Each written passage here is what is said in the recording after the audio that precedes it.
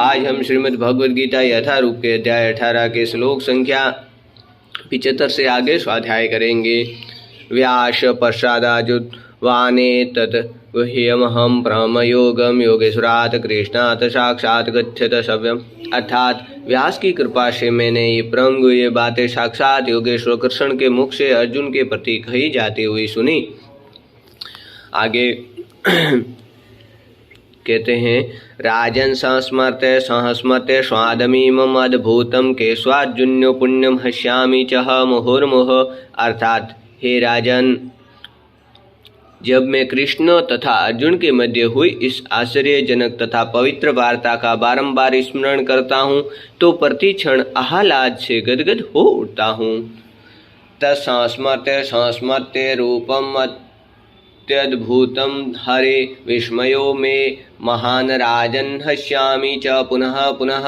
अर्थात हे राजन, भगवान कृष्ण के अद्भुत रूप का स्मरण करते ही मैं अधिकाधिक आश्चर्यचकित होता हूँ और पुनः पुनः हर्षित होता हूँ। यत्र योगेश्वरः कृष्णो यत्र पार्थो धनुर्धनः तत्र श्रीविजयो भूतिर्दुर्वा नीतिर्मतिर्मम।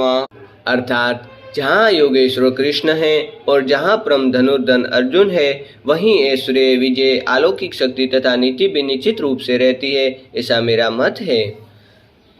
भगवत गीता का सारांश सब थोड़ा बहुत जो भी है, भगवत गीता में 5 प्रमुख विषयों की व्याख्या की गई है। भगवान, भौतिक प्रकृति, जीव, शाश्वत काल तथा सभी प्रकार के कर्म, सब कुछ भगवान कृष्ण पर आश्रित है। परम सत्य की सभी धारणाएं, निराकार ब्रह्म, अंतर्यामी परमात्मा तथा अन्य दिव्य अनुभूतियां भगवान के ज्ञान की कोटि में सन्निहित हैं। यद्यपि ऊपर से भगवान जीव की प्रकृति तथा काल भिन्न प्रतीत होते हैं, लेकिन ब्रह्म से कुछ भी भिन्न नहीं है। लेकिन ब्रह्म सदैव समस्त वस्तुओं से भिन्न है।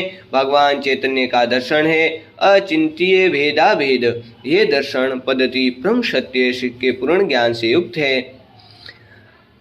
जीव अपने मूल रूप में शुद्ध आत्मा है, वह परमात्मा का एक परमाणु मात्र है।